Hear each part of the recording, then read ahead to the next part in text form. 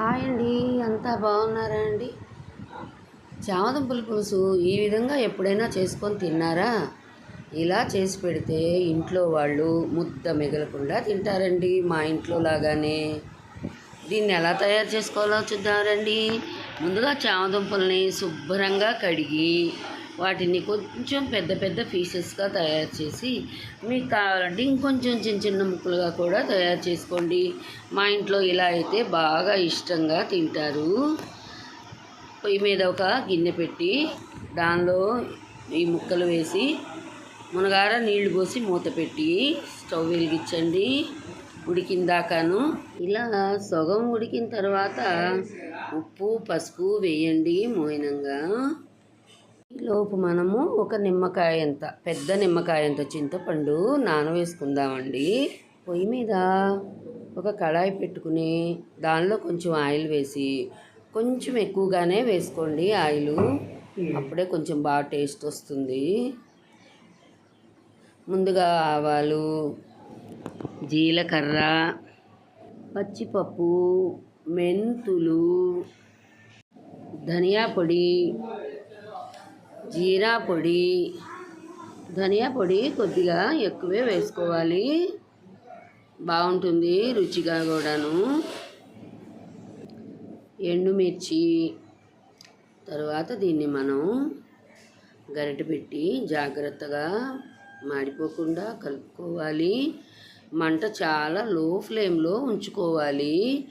తర్వాత కారము, కరివేపాకు, చిన్న ఉల్లిపాయలు కొన్ని రెబ్బలు కొద్దిగా అలా చితక్కొట్టి వేసుకుంటే చాలు. తరువాత నిలువుగా చీల్చిన కొన్ని పచ్చిమిరపకాయలు కూడా వేసుకోండి, బాగుంటుంది టేస్ట్కి. ముందుగా తరిగి పెట్టుకున్న పెద్ద ఉల్లిపాయ ముక్కలు కూడా వేసుకుంటే సరిపోతుంది.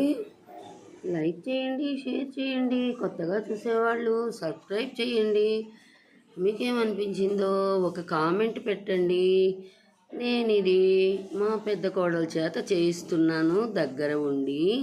దీనిలో కూడా కొంచెం ఒక అర స్పూన్ పసుపు వేసుకోవాలి. తర్వాత కొద్దిగా మిరియాల పొడి, అది కూడా వేసుకుంటే ఈ చామదుంపల పులుసు చాలా టేస్టీగా వస్తుంది, ఫ్లేవర్ కూడా బాగుంటుంది. కొంచెం పెద్దగా తరిగి ఉంచుకున్న టమోటా ముక్కలు కూడా ఇందులోనే వేసి కలిపి వేపుకోవాలి. చాలామంది చామదుంపలు అంటే అమ్మో మా ఇంట్లో తినరు అంటారు. ఇలా చేసి పెట్టండి, ఎంచక్కా తినేస్తారు. పిల్లలు పెద్దలు చాలా ఇష్టపడతారండి. ఇలా చేసుకుంటే టేస్ట్ కూడా డిఫరెంట్గా ఉంటుంది, బాగుంటుంది. ముందుగా నానబెట్టుకున్న చింతపండుని పులుసు తీసి ఆ పులుసు నీళ్ళను కూడాను ఇందులో పోయండి. చాలా ఈజీగా ఉడికిపోతాయి ఇవి పులుసు నీళ్ళల్లో ఉడుకుతాయి కాబట్టి ఈ చామదుంప ముక్కలు చాలా రుచిగా ఉంటాయండి. ఇలా మనం తగినంత పులుసు నీళ్లు పిండి పోసేసుకోవాలి. కొద్దిగా చాలదనుకుంటే మామూలు నీళ్లు కూడా కలుపుకోవచ్చు. రెడీ అయిపోయిందండి. ఇంకేముంది, లాస్ట్లో కొంచెం కొత్తిమీర గార్నిష్ కోసం కావాల్సిన వాళ్ళు కొంచెం బెల్లం కూడా వేసుకోండి. వేడి పులుసు అన్నంలోకి తింటుంటే ఉంటుంది. ఎందుకు ఆలస్యం, మీరు కూడా ఇలా తయారు చేసి ఇంట్లో వాళ్ళకి పెట్టండి. Thank you for watching.